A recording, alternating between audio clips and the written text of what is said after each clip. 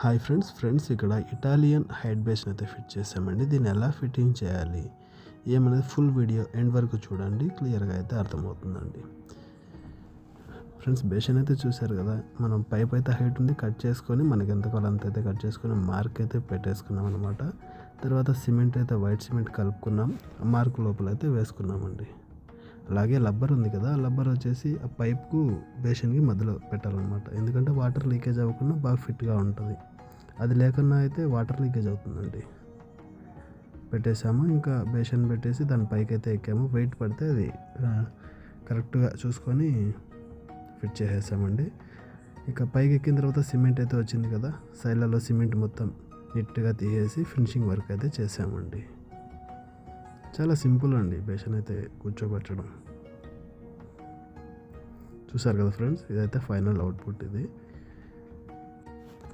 Height basin setting ఎలాగైతే ఉంటుందండి.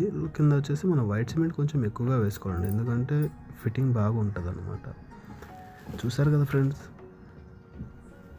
Flush బాక్స్లో వాటర్ ఉన్నాయి. ఇంకా మనం ఫ్లష్ చేస్తే వాటర్ చెకింగ్ అయితే చేసేసాము. చూసారు కదా, వాటర్ కూడా బాగా వస్తున్నాయి.